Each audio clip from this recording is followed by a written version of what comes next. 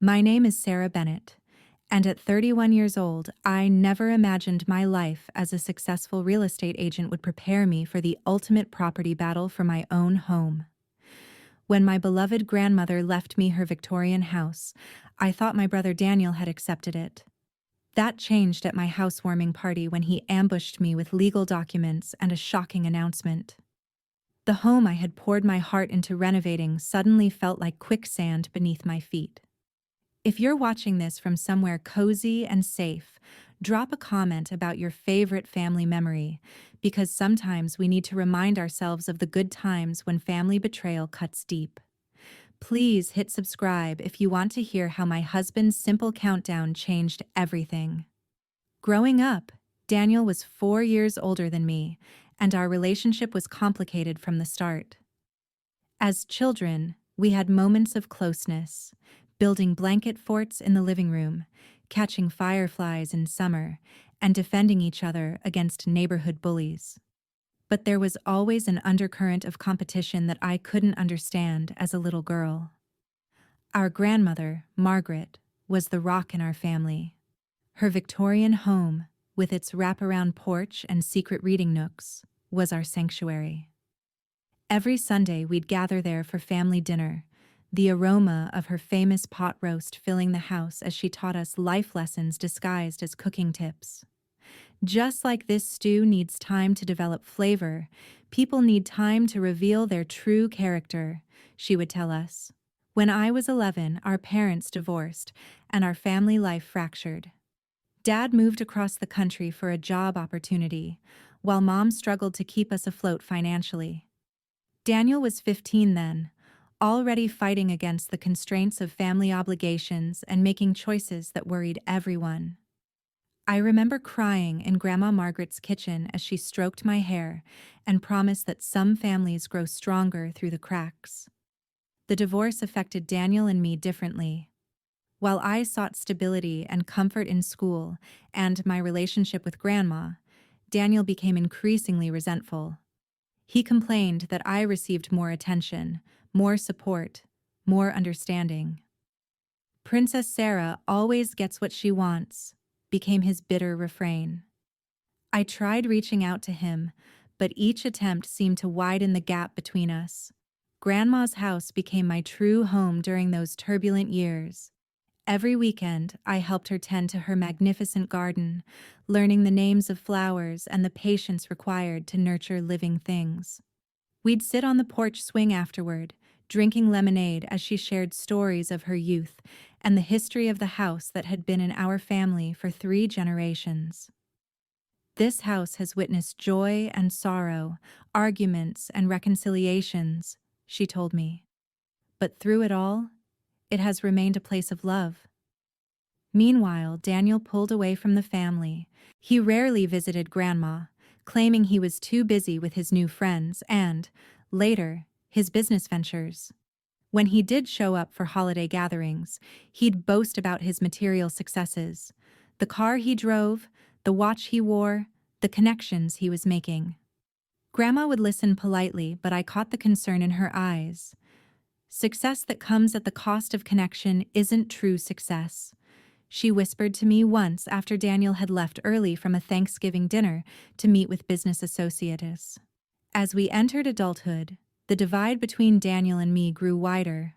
I pursued a career in real estate, fascinated by how homes could shape lives, just as Grandma's house had shaped mine. Daniel jumped from one get-rich-quick scheme to another, always chasing the next big thing. Our interactions became limited to brief, tense exchanges at family events. When Grandma's health began declining 3 years ago, I adjusted my work schedule to help care for her. I'd bring groceries, coordinate with her doctors, and often stay overnight when she needed extra assistance. Daniel called occasionally but claimed his business demands prevented him from visiting regularly. What hurt most was how he'd ask about Grandma's financial matters during those rare calls, never about her comfort or happiness. 6 months ago, Grandma Margaret passed away peacefully in her sleep. The funeral was a blur of grief and memories, with Daniel appearing appropriately somber but distant. When the family gathered for the reading of the will a week later, I was stunned to learn that Grandma had left me her beloved Victorian home. To my granddaughter Sarah, the lawyer read, who has filled my home with love and care when I needed it most, I leave my house and property, knowing she will honor its history while creating her own future within its walls. Daniel received Grandma's investment portfolio, worth considerably more than the house in pure monetary terms, but I knew the house held sentimental value beyond any price tag. Daniel's face revealed nothing as the lawyer finished reading the will, but his handshake at the end of the meeting was ice cold. "Congratulations," he said flatly. "I'm sure you'll enjoy playing house."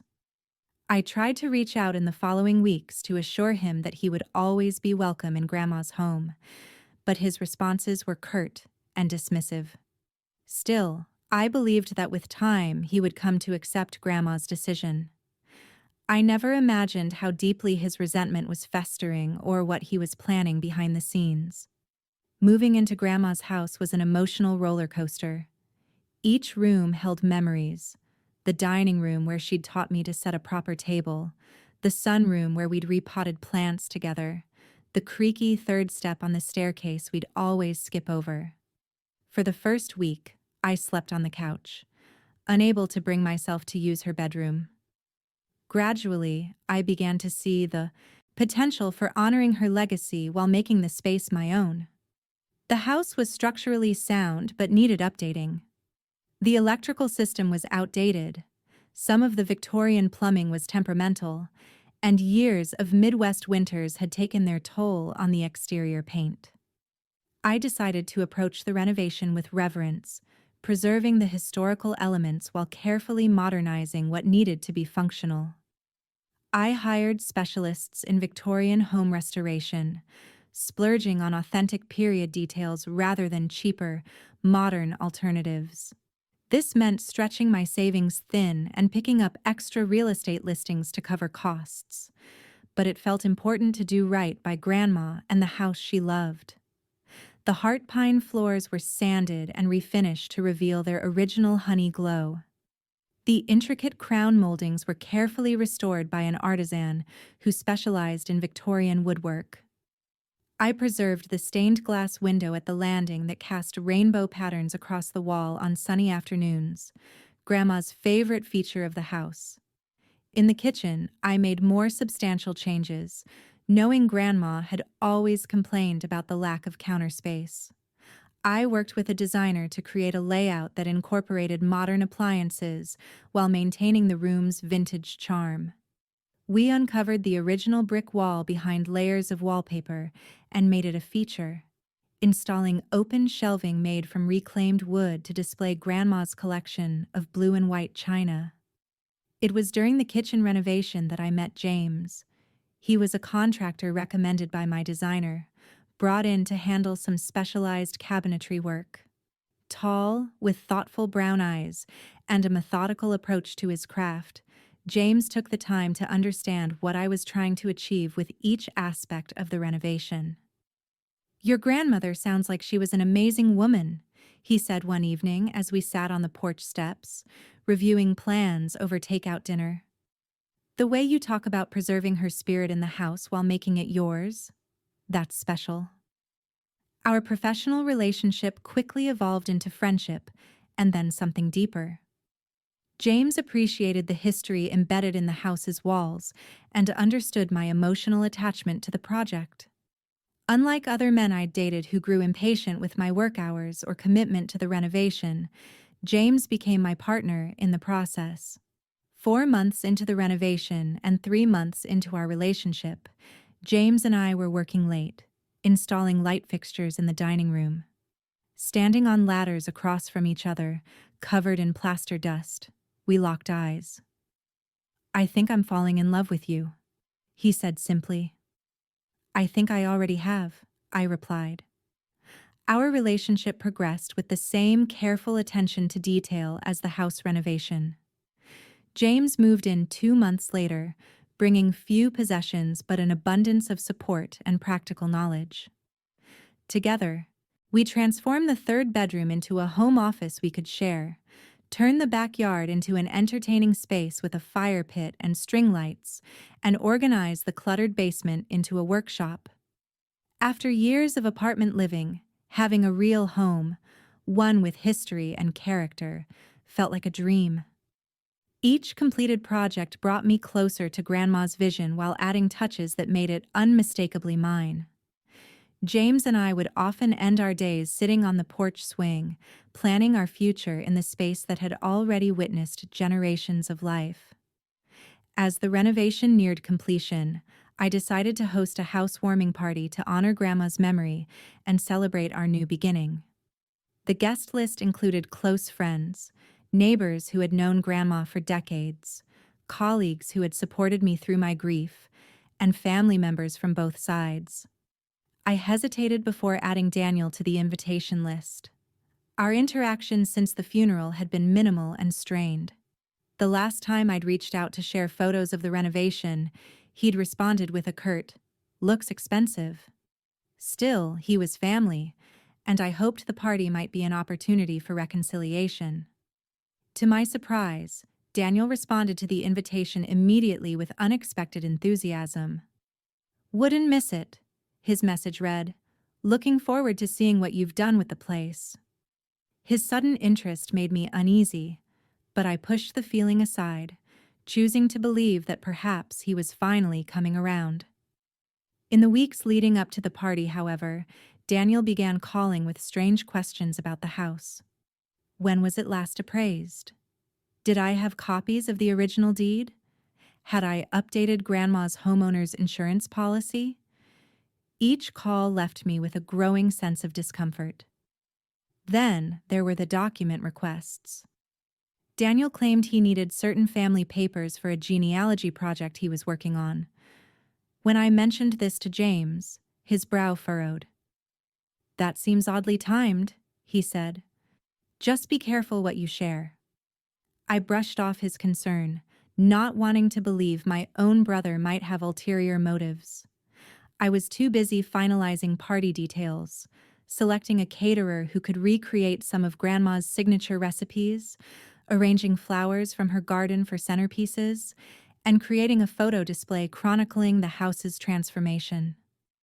The evening before the party, James found me sitting in Grandma's old reading chair, anxiety keeping me awake. "What's wrong?" he asked, kneeling beside me. "I can't shake this feeling that something's going to go wrong tomorrow," I admitted. "Daniel's been acting strange, and I keep having this dream where I'm locked out of the house, watching everyone else inside through the windows." James took my hands in his. "This is your home, Sarah. No one can take that from you.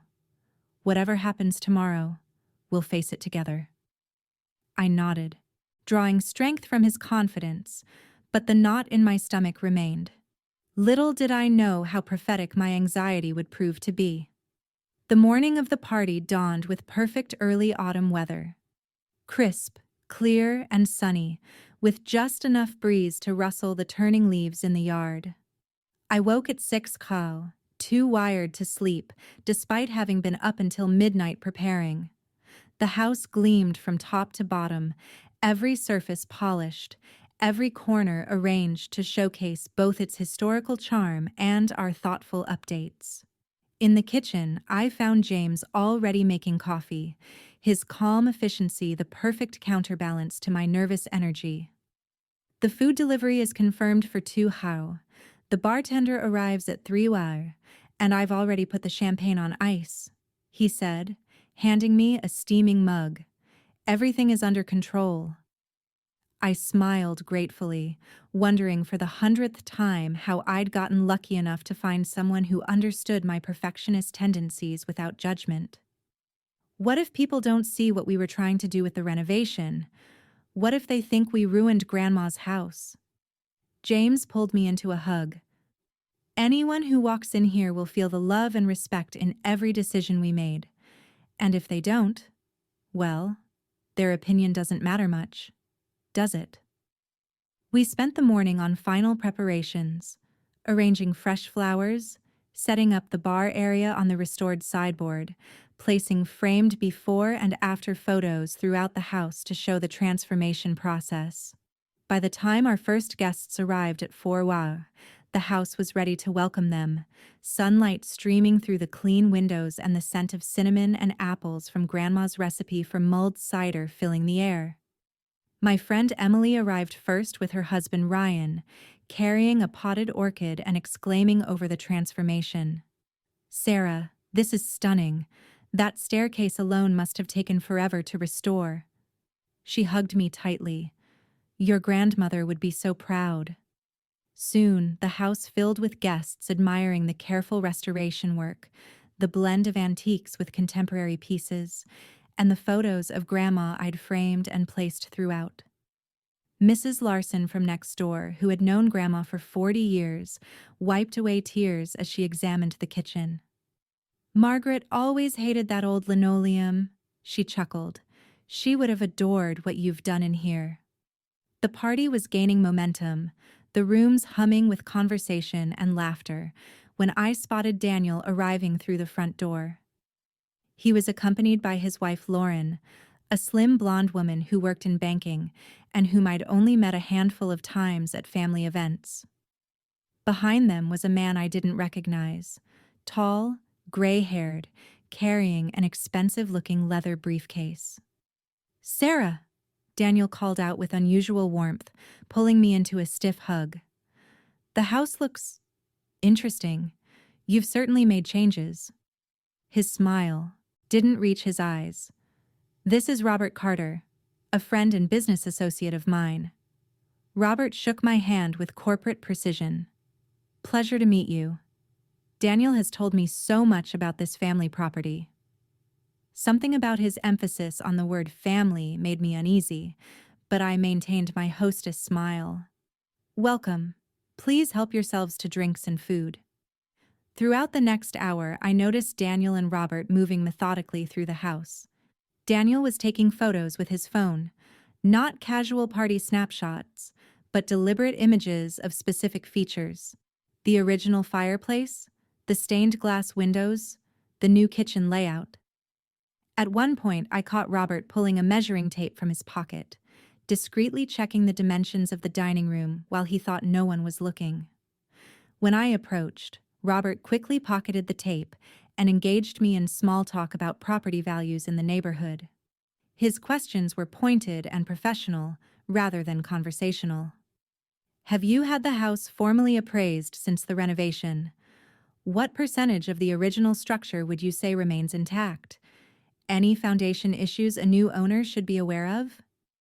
"I'm not selling," I replied firmly. "This is my home." Robert smiled blandly. "Of course, just professional curiosity.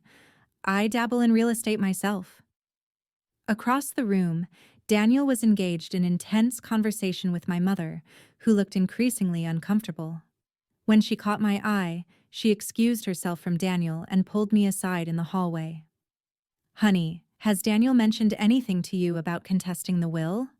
she asked in a low voice. My stomach dropped. "No. Why?" "He's asking me strange questions about your grandmother's mental state in her final months. Wanted to know if I thought she was of sound mind when she updated her will." Mom squeezed my arm. I told him she was sharp as a tack until the end, but he didn't seem to like that answer. More guests approached before I could respond, exclaiming over the restored hardwood floors and asking for a tour of the upstairs. I pasted on a smile and obliged, but my mind was racing. Daniel's behavior was setting off alarm bells, reminding me of childhood patterns, the way he'd always found ways to ruin special moments for me, whether it was accidentally spilling juice on my graduation dress or bringing up my failed relationship during my birthday dinner. James appeared at my side as I finished the tour, sensing my tension. "Everything okay?" he murmured. "Daniel's up to something," I whispered. "He brought some lawyer friend who's measuring the house, and he's asking Mom about Grandma's mental competence." James's expression hardened. "I'll keep an eye on them. You focus on your guests." As I moved through the party, I noticed more concerning behavior. Daniel and Robert had cornered my Uncle Thomas, Grandma's younger brother, in the study. Their conversation looked intense, with Robert taking notes on a legal pad. When I approached, they smoothly shifted to discussing the weather. Several guests commented on Daniel's strange behavior. My cousin Rachel pulled me into the kitchen under the pretense of helping with appetizers. "What's up with Daniel? He's asking everyone weird questions about Aunt Margaret and taking photos like he's documenting evidence." "I don't know," I admitted, "but I'm getting worried." "Want me to spill wine on his fancy suit?" Rachel offered with a half smile, reminding me of why she'd always been my favorite cousin. I managed a laugh. Rain check on that offer. As the party reached its peak with about 30 people filling the first floor of the house, my anxiety continued to build. I caught glimpses of James moving casually but purposefully through the crowd, positioning himself to overhear Daniel's conversations, occasionally making notes on his phone. His background in contract work had given him an eye for detail and a protective instinct I was grateful for. Despite the growing tension, I was determined not to let Daniel ruin this special day. This house represented not just Grandma's legacy, but the future James and I were building together. Whatever game Daniel was playing, I wouldn't give him the satisfaction of seeing me rattled. As the caterers began serving the main course, I took a deep breath and prepared to make the toast I'd carefully written the night before. A tribute to Grandma, a thank you to our guests, and a celebration of new beginnings in this beloved space. Little did I know that Daniel was preparing his own announcement, one that would turn my perfect party into a battleground. The dining room table and kitchen island were laden with food, glasses were filled, and conversation flowed. As I gently tapped a spoon against my champagne flute to get everyone's attention, the room gradually quieted, faces turning toward me with warm expectation. This was the moment I'd been looking forward to, publicly honoring Grandma's memory while celebrating the new chapter beginning in her beloved home. "Thank you all for coming today," I began, my voice steady despite my earlier anxiety. "Some of you knew my grandmother Margaret for decades, others are new friends, but all of you have supported James and me through this journey of grief, renovation, and renewal."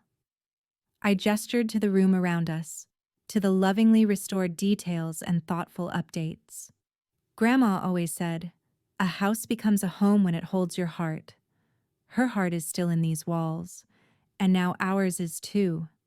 I'd like to propose a toast."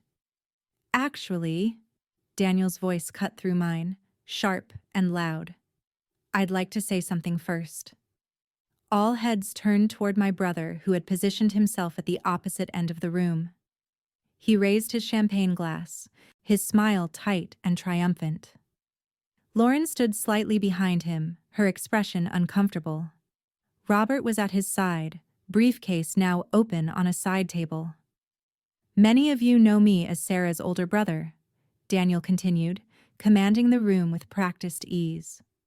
"What you might not know is how much this house meant to our entire family, not just to my sister."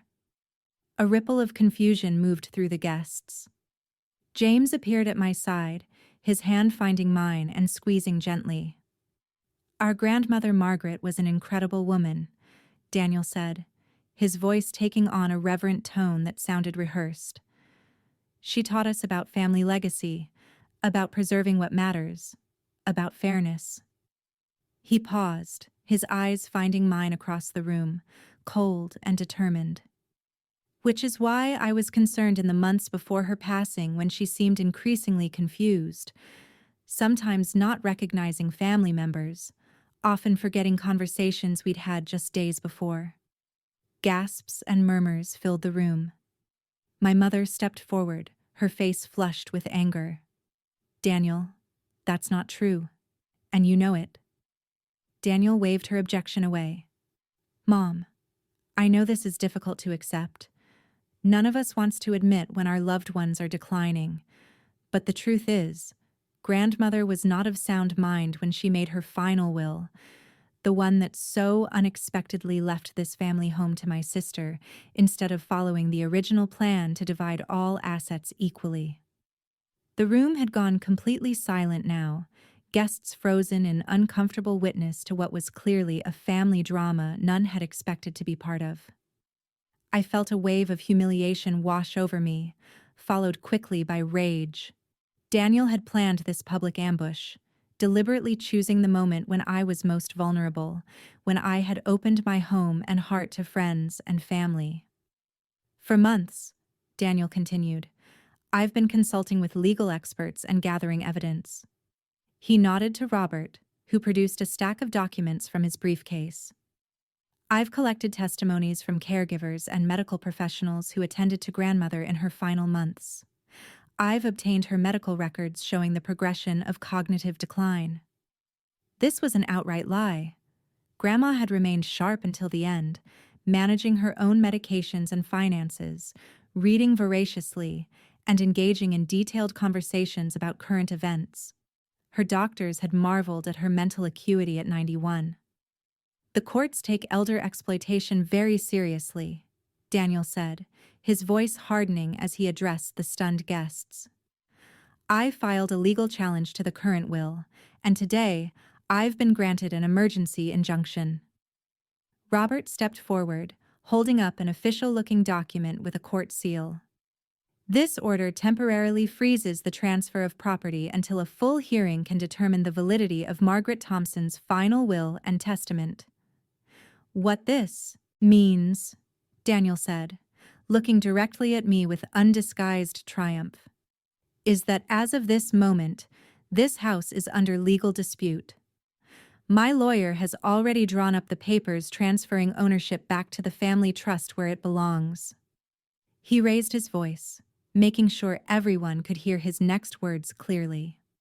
From this moment, this house is mine as the primary trustee designated in grandmother's original will. And my sister, he turned to the crowd with a theatrical gesture, is no longer welcome here. The room erupted in shocked exclamations. My friend Emily moved protectively to my side. My mother was arguing loudly with Robert, demanding to see the paperwork. Several guests began gathering their things, clearly uncomfortable with the scene unfolding. I stood frozen, the champagne glass still in my hand as my world collapsed around me. The home I had poured my heart, savings, and countless hours into was being ripped away in front of everyone I cared about. The humiliation was almost as crushing as the loss itself. Lauren approached me, her face flushed with embarrassment. Sarah, I'm so sorry. I didn't know he was planning this today. I thought there would be a private conversation first. I couldn't respond. My throat had closed with emotion, tears threatening but held back by sheer will. I would not break down in front of Daniel. I would not give him that satisfaction. Robert was now distributing copies of the alleged injunction to anyone who would take them, speaking in authoritative legal jargon about mental capacity assessments and undue influence. Daniel stood watching me, waiting for my reaction, a slight smile playing at the corners of his mouth. The beautiful home that had felt so warm and welcoming just minutes ago now felt like a stage set for my public humiliation. The renovations I had so proudly showcased now seemed like wasted effort, the careful blending of past and present a naive dream. All around me, guests were whispering, some casting sympathetic glances my way, others clearly intrigued by the drama. You have 72 hours to remove your personal belongings, Daniel announced loudly, making sure everyone heard. After that, anything remaining becomes property of the estate. I've been more than generous given the circumstances. It was the final blow, not just taking my home, but framing himself as magnanimous while doing it. The room swam before my eyes, anger and grief battling for dominance. This was the culmination of a lifetime of Daniel's jealousy and manipulation, played out on the largest stage possible. Just as I thought I might collapse under the weight of it all, I felt James's arms steady around my waist, his voice calm in my ear. "Don't worry," he whispered. "We prepared for this. Remember what we discussed?" And suddenly I remembered the conversations with James about Daniel's strange behavior leading up to the party, the precautions we had quietly taken, the documentation we had gathered just in case. As Daniel continued his performance, enjoying his moment of triumph, James released me and stepped forward, clearing his throat. The room quieted again, all eyes turning to this new player in the unfolding drama. James moved to the center of the room with a calm confidence that immediately commanded attention. He was not typically one to seek the spotlight, which made his deliberate step forward all the more noticeable. Daniel's triumphant smile faltered slightly as James raised his glass. "If I could have everyone's attention for just a moment," James said, his voice steady and measured. He took a slow sip of his champagne and then, to everyone's confusion, began counting down. 3. The room fell silent. 2. Daniel shifted uncomfortably, glancing at Robert. 1. Complete silence had fallen over the gathering. Even those who had been heading for the door paused, sensing a shift in the atmosphere. James smiled. "Thank you for your patience. I believe there's been some confusion today that needs clearing up."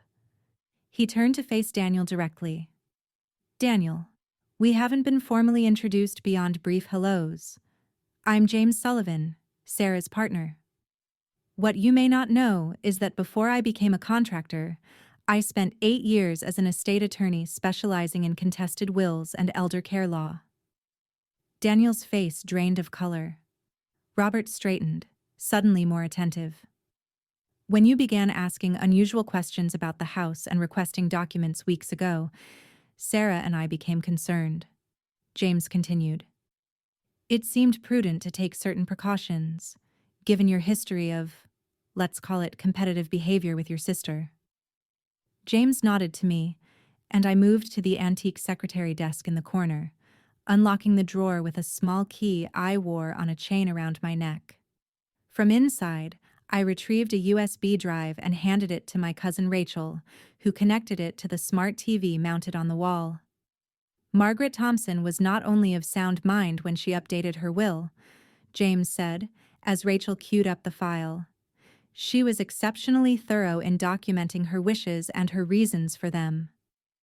The screen flickered to life, showing Grandma sitting in her favorite armchair in this very room. She looked frail but alert, her eyes clear and focused as she addressed the camera. The timestamp in the corner showed a date just 3 months before her passing. "My name is Margaret Thompson," she began, her voice stronger on the recording than it had been in person during those final months. "I am recording this statement of my own free will and of sound mind, as confirmed by my physician, Dr. Elizabeth Yang, who has examined me today and will sign an affidavit to this effect." The camera panned to show a woman in a white coat who identified herself as Dr. Yang and confirmed the date and her professional assessment of Margaret's cognitive function. The camera then returned to Grandma. "I am making changes to my will with full awareness and deliberate intent," Grandma continued.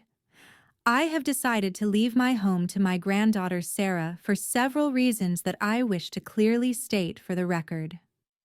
The room was absolutely silent as Grandma methodically outlined her decision-making process, how Sarah had been the only family member to consistently visit and care for her in her final years, how Daniel had shown interest primarily in financial matters rather than her well-being, how she believed Sarah would preserve the home's legacy while Daniel had repeatedly suggested selling it for development. "My grandson Daniel will receive my investment portfolio, which has a significantly higher monetary value than the house," Grandma explained.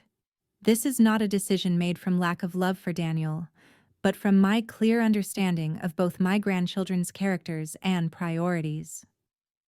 As the video continued, Daniel's face contorted with rage. Robert was frantically flipping through his documents, looking increasingly concerned. Lauren had stepped away from Daniel's side, standing closer to the door with her arms crossed protectively over her chest. James paused the video. There's more, including Margaret's responses to specific questions designed to assess her understanding of her assets and the implications of her decisions. Dr. Yang's sworn statement is on file with the family attorney, but perhaps more immediately relevant is this next clip. He nodded to Rachel, who pulled up another video file. This one showed security camera footage of the house exterior, dated 3 weeks earlier. The image clearly showed Daniel using a key to enter the house when no one was home, moving with furtive purpose rather than the casual manner of someone who belonged there. We installed security cameras after noticing small things out of place, James explained. The footage shows Daniel entering without permission on 6 separate occasions, sometimes accompanied by Robert, photographing documents, measuring rooms, and once attempting to access Sarah's home office computer. Gasps and murmurs rippled through the remaining guests. Robert closed his briefcase with a snap, his professional demeanor cracking. I should mention, James added, that I took the liberty of having our family attorney review the injunction you're so proudly distributing. He picked up one of the papers from a nearby table. It's an impressive document, very official looking with its court seals and legal language. It's also completely fraudulent. Robert cleared his throat. I assure you the document is legitimate. James smiled thinly. Then you won't mind if I call Judge Harper right now to confirm. She's a former colleague and would be very interested to learn her signature has been applied to an injunction she never approved. Robert blanched, beginning to edge toward the door. Daniel, I think we should continue this conversation with proper legal representation present. You claim to be his lawyer. I finally spoke up, finding my voice. I, am a business associate with legal training, Robert amended. This situation appears more complex than Daniel described to me. I think it best if I recuse myself. He turned to Daniel. I'll wait in the car. As Robert made a hasty exit, James continued, his voice calm but firm. The security footage of your unauthorized entry has been shared with the police. Daniel, breaking and entering is a serious offense, as is attempting to access private computer files and fabricating court documents. That could result in significant legal consequences. I stepped forward to stand beside James, drawing strength from his steady presence. Daniel, all I ever wanted was to preserve Grandma's legacy in this home and to have a relationship with my only brother. Even after years of your resentment and manipulation, I still invited you here today, still hoped for reconciliation. Daniel's facade finally cracked completely, his voice rising to a shout. She always favored you. From the time we were kids, it was always Sarah this, Sarah that, the perfect granddaughter who could do no wrong. That's not true, I replied quietly. Grandma loved us both. She just recognized that we valued different things. She left you her financial portfolio because she knew you valued wealth. She left me the house because she knew I valued home. The house should have been mine. Daniel's face had turned an alarming shade of red. Do you know what this property is worth now with the neighborhood development? Millions, and you're wasting it playing house instead of leveraging its real value. And there it was, the truth laid bare. Daniel had never wanted the house as a home. He'd wanted it as an asset to sell or develop. The renovations I'd lovingly overseen, preserving Grandma's vision while creating our future, meant nothing to him except his increased property value. Daniel, my mother interjected, this has gone far enough. You've embarrassed yourself and hurt your sister on what should have been a happy day. I think it's time for you to leave. Several of the remaining guests murmured in agreement. My Uncle Thomas moved to stand beside my mother, presenting a united family front against Daniel's behavior. Daniel looked around wildly, realizing he had lost his audience. The sympathetic witnessing he had counted on had transformed into collective disapproval. Lauren had already slipped out the door, unwilling to be associated with the scene any longer. "This isn't over," Daniel hissed, grabbing his coat. "I'll contest the will properly. I'll find every legal loophole. This house should have been mine, and I'll make sure you regret thinking you've won." James stepped forward one last time. "Before you go making more threats, you should know that we've prepared a countersuit for defamation, attempted fraud, breaking and entering, and elder exploitation through your false claims about Margaret's mental state. If you pursue this further, we will be forced to file those charges." Daniel froze, finally registering the seriousness of his situation. The triumphant bully of moments ago was replaced by a cornered man, realizing he had overplayed his hand. Without another word, he stormed out, slamming the door with enough force to rattle the stained glass panels Grandma had loved so much. As the echo of the slam faded, an awkward silence fell over the remaining guests. Then my cousin Rachel, ever the tension breaker, raised her glass. "Well, that was more exciting than the last 3 family Christmases combined. Now, who's ready for dessert?" A ripple of relieved laughter broke the tension as guests began to relax and conversation tentatively resumed. James pulled me into a quiet corner. "Are you okay?" he asked, his eyes searching mine. I took a deep breath, feeling the adrenaline of confrontation beginning to ebb. "I think so. I can't believe he went this far. And I can't believe you were so prepared for it." James smiled, tucking a strand of hair behind my ear. "When you love someone, you protect them. I saw how Daniel's behavior was affecting you, and I wanted to make sure we had contingency plans." He paused.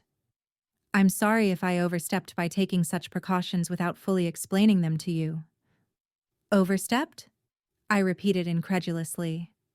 "James, you just saved my home, saved our future. I've never been more grateful to have someone in my corner." As we rejoined our guests, the party gradually recovered its warmth, though with a new undercurrent of shared experience, the collective witnessing of a dramatic family showdown that would definitely be discussed for years to come.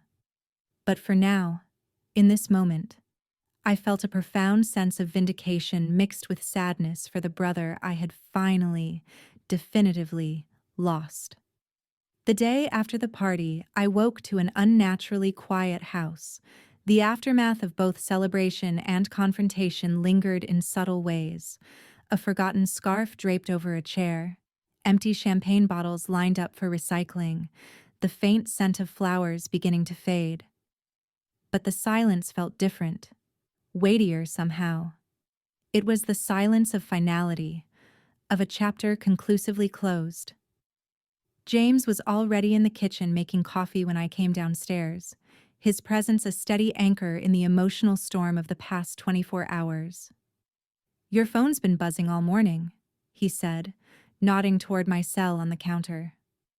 "I think the family grapevine has been active. Indeed, I had 17 missed calls and over 30 text messages. Some were from party guests checking on my well-being, others from family members who hadn't attended but had already heard about Daniel's dramatic performance and subsequent humiliation. My cousin Rachel had texted, "That was wild. But also, you and James were total badasses. Call me when you're up." Even my father, who lived across the country and rarely involved himself in family drama, had left a voicemail. "Honey, your mother called about what happened. I'm so sorry. Let me know if you need anything. Proud of you for standing your ground." As James and I sat at the kitchen island reviewing the messages, a text came through from Lauren, Daniel's wife. "I want you to know I had no idea what Daniel was planning. He told me we were just going to talk to you privately after the party. I'm so sorry, Sarah. I'm staying at my sister's for now. Needed some space to think." I showed James the message. "Do you believe her?" "I do," he replied after considering. She looked genuinely horrified when Daniel made his announcement, and she was the first one to apologize to you. Around noon, the doorbell rang. Tensing automatically, I checked the security camera feed on my phone before answering. A new habit formed from recent events. It was my mother, holding a casserole dish and wearing a determined expression I recognized from childhood interventions. "I brought lunch," she announced, sweeping into the kitchen, "and information." Over her homemade lasagna, Mom shared what she had learned through her own network of family connections. Daniel had returned home after the party to find Lauren packing an overnight bag. They had argued loudly enough for neighbors to hear, with Lauren demanding to know if he had really forged court documents and broken into my house. "Apparently," Mom continued, serving herself a second helping. Lauren called her father for advice. He's a corporate attorney, and when he heard what Daniel had done, he told Lauren to distance herself immediately to avoid being implicated in any fraud charges. "Is she leaving him?" I asked, surprised by my own conflicted feelings about this possibility. Daniel had been awful, but the collapse of his marriage still felt like a family tragedy. "Taking time to evaluate is how she put it to me," Mom replied. "But between us, I think it depends on what Daniel does next. If he pursues this vendetta against you, Lauren's father has advised her to file for separation to protect her own assets." James winced. That's going to hit Daniel hard. He's always been so proud of their image as a power couple. More revelations followed over the next few days. My Uncle Thomas called to tell me Daniel had approached him months ago, asking for support in challenging the will, claiming that I had manipulated Grandma in her final days. Thomas had refused, telling Daniel he had witnessed firsthand how I had cared for Grandma while Daniel had barely visited. He didn't like that answer, Thomas told me, threatened to contest the will with or without family support, said he had financial backers interested in the property's development potential. This information led to perhaps the most shocking discovery. Through James's contacts in real estate and construction, we learned that Daniel had already signed a preliminary agreement with a development company to sell Grandma's house and the land it stood on. The plan was to demolish the historic home and build luxury condominiums, capitalizing on the neighborhood's growing popularity. Most disturbingly, we discovered why Daniel had been so confident and had acted with such urgency. He had already sold his own home, presumably to finance his legal battle, and tied him over until the expected windfall from developing Grandma's property. He and Lauren were temporarily renting a high-end apartment while awaiting the outcome of his plan, James said grimly as we reviewed the information. No wonder he was so desperate at the party. His entire financial future was riding on that play. A week after the party, we received a formal letter from a prestigious law firm informing us that they had been retained by Daniel, but were now withdrawing from the case. Reading between the lines, it appeared that Robert had not been entirely forthcoming with his firm about the nature of the case or the tactics being employed. Once the senior partners learned about the fraudulent injunction and unauthorized entry evidence, they quickly distanced themselves from Daniel's claims. The letter ended with a carefully worded paragraph that essentially translated to, "Your brother is on his own now, and we've advised him to drop this before he faces serious legal consequences." This withdrawal seemed to finally break Daniel's resolve. 2 days later, my mother called to tell me Daniel had reached out to her, asking for financial assistance. His hasty sale of his home had left him with less than he expected due to market timing, and with his legal options evaporating and Lauren's separate finances now inaccessible to him, he was facing a cash flow crisis. "What did you tell him?" I asked, already knowing the answer. "I told him I raised him better than this," Mom replied, her voice a mixture of sadness and resolve. "That I would help him rebuild his life and his character, but not fund any more schemes or attacks against his sister."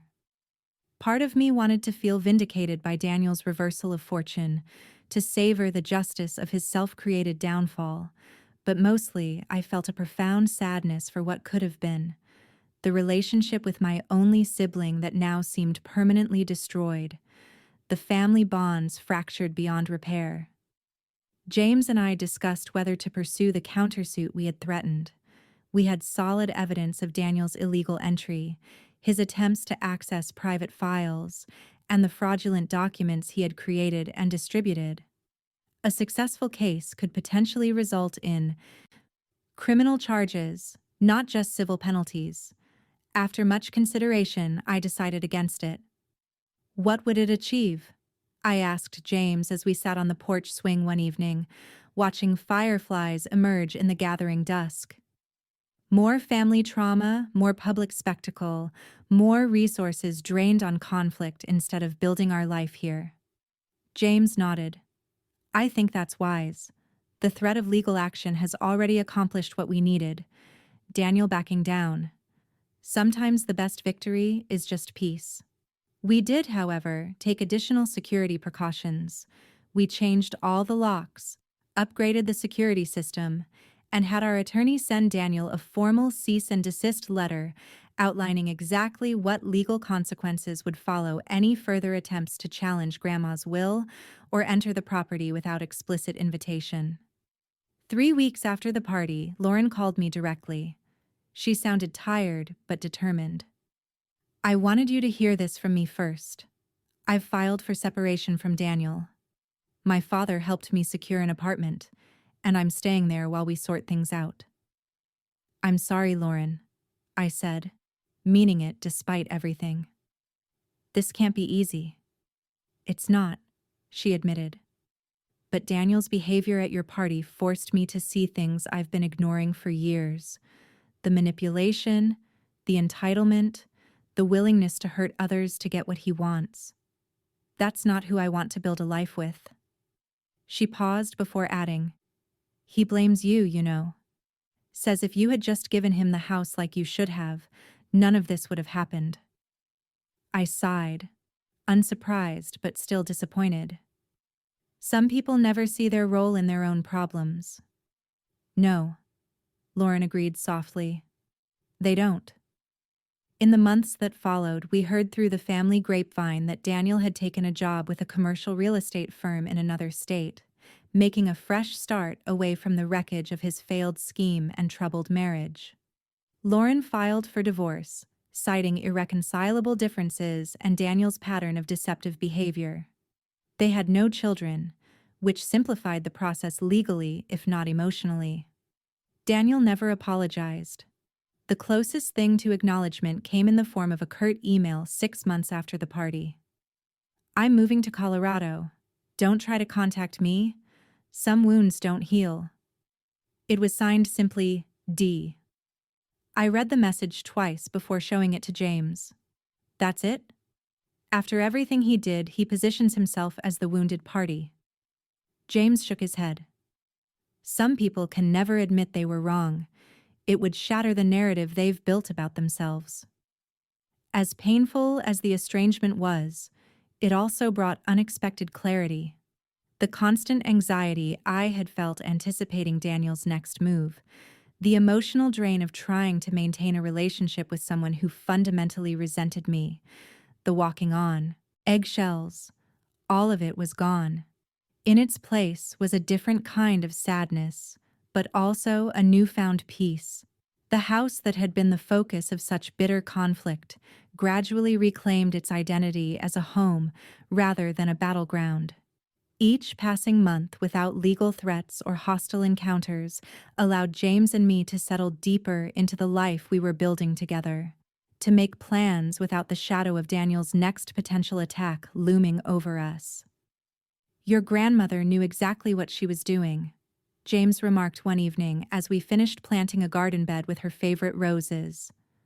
She understood who would honor her legacy and who would bulldoze it for profit. Looking up at the house, glowing warmly in the twilight, I realized Grandma had given me much more than property. She had given me roots, continuity, and the wisdom to recognize what truly matters in building a life of meaning. It was a legacy Daniel had never understood, and therefore could never have truly possessed, even if his scheme had somehow succeeded.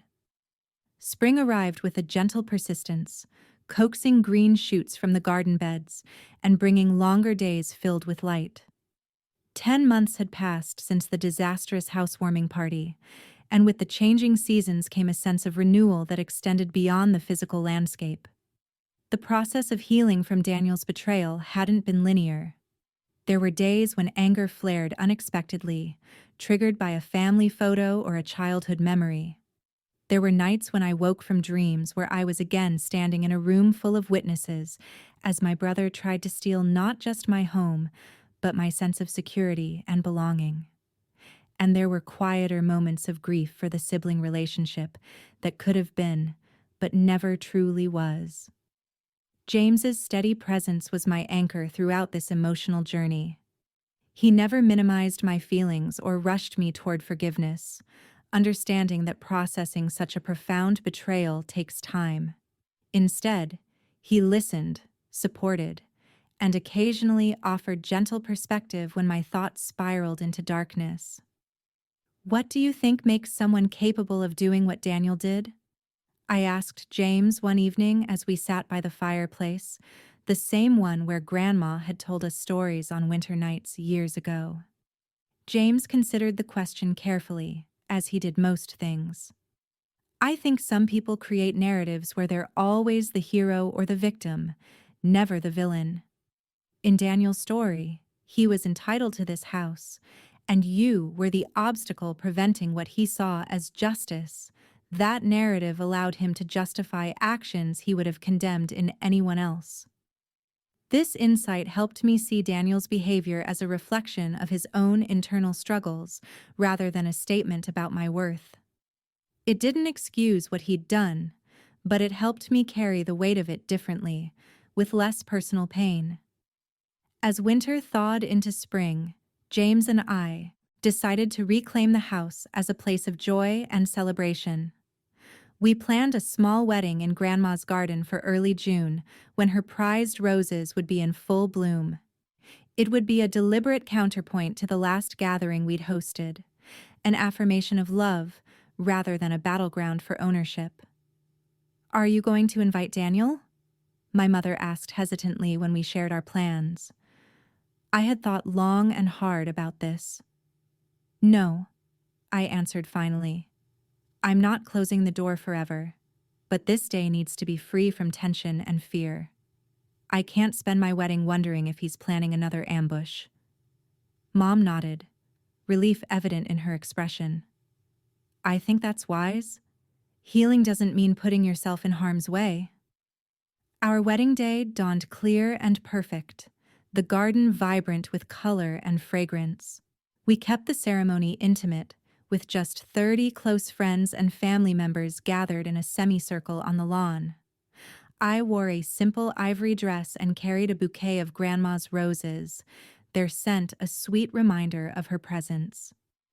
James and I exchanged vows under an arbor draped with climbing roses, promising to build a life of honesty, respect, and joy together.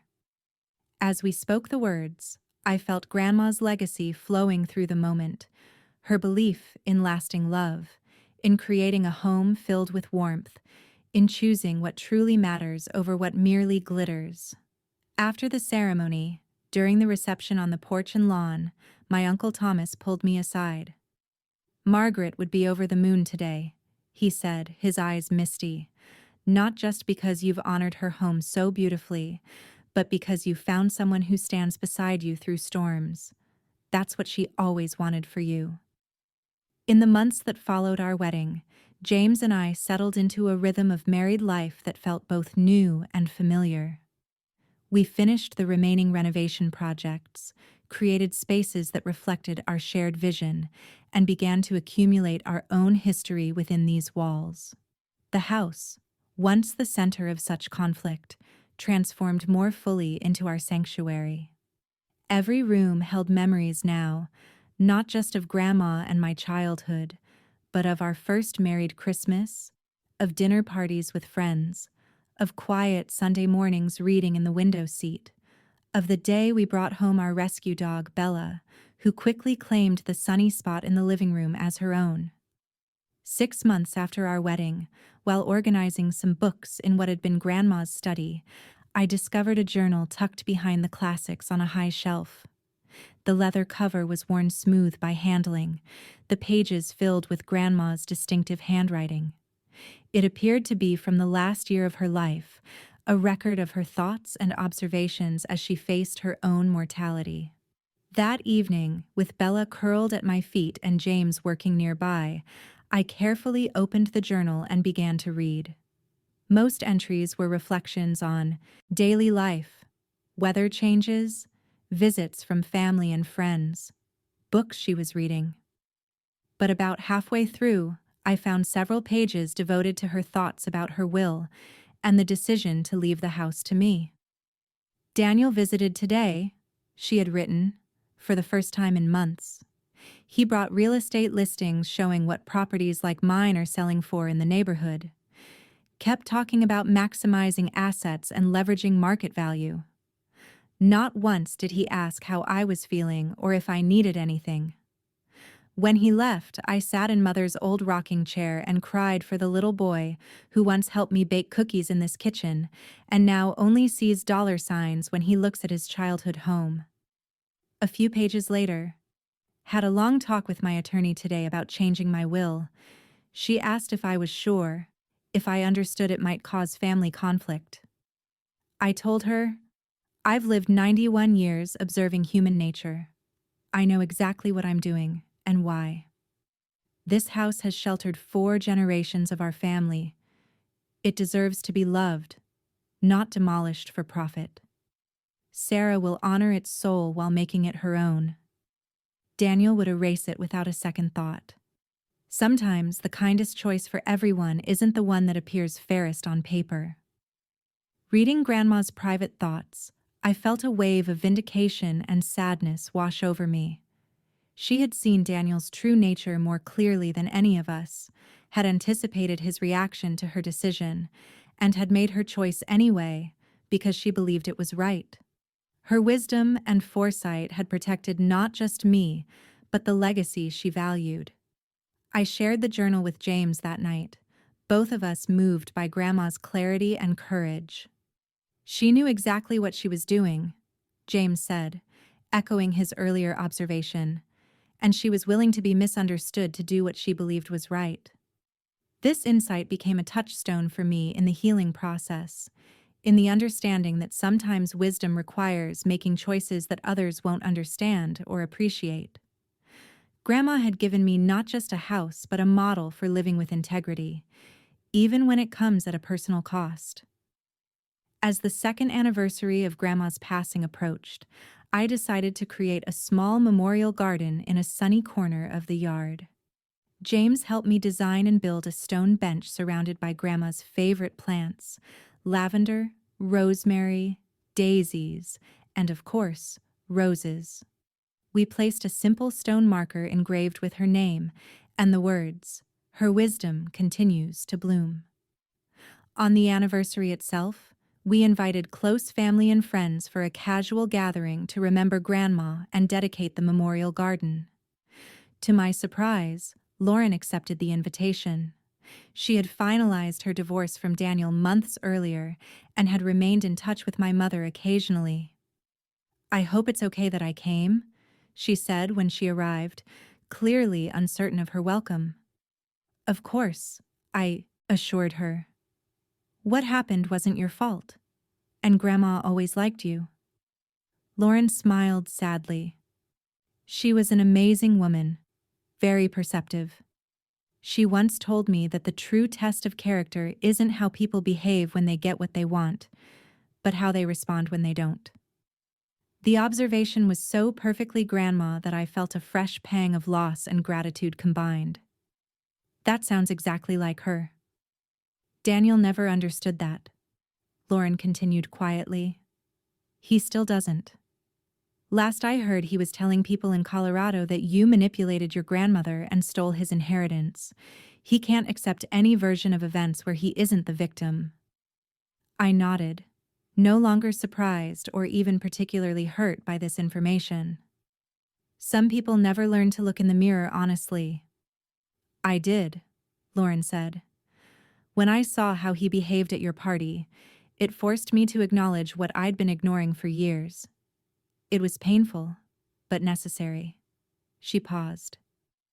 "I wanted to thank you for that, actually, for standing your ground in a way that made it impossible for me to keep pretending." Her words struck me profoundly. In the midst of one of the most painful experiences of my life, I had inadvertently helped someone else find their own truth and courage. It was a reminder that our actions ripple outward in ways we can't always anticipate or control. As time continued to pass, the acute pain of Daniel's betrayal gradually transformed into something more manageable, a dull ache that flared occasionally but no longer dominated my emotional landscape.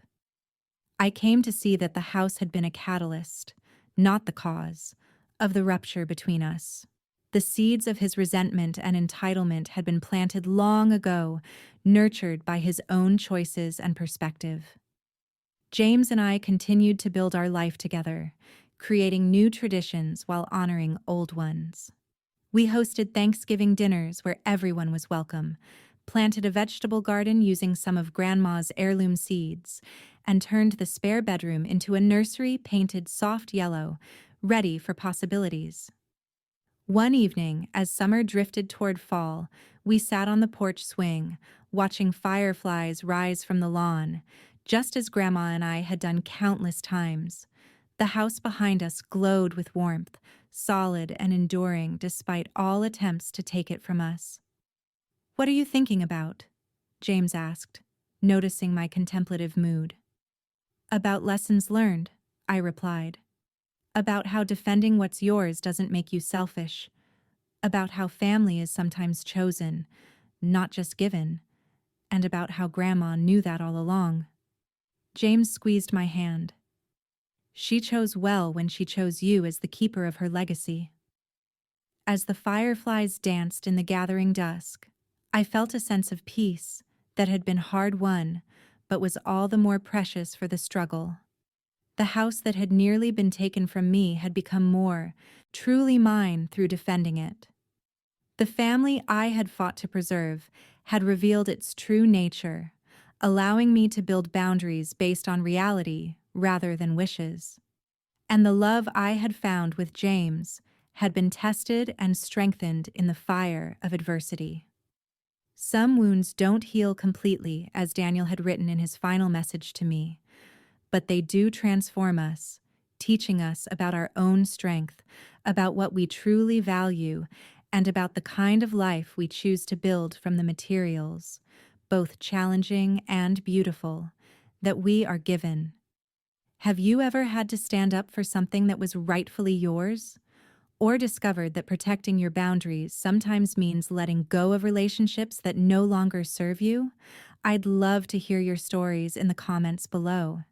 And if this resonated with you, please hit that like button and subscribe to hear more stories of family dynamics, healing from betrayal, and finding strength in unexpected places. Thank you for listening to my journey. And remember, sometimes the most valuable inheritance isn't what's written in a will, but the wisdom to know what truly matters.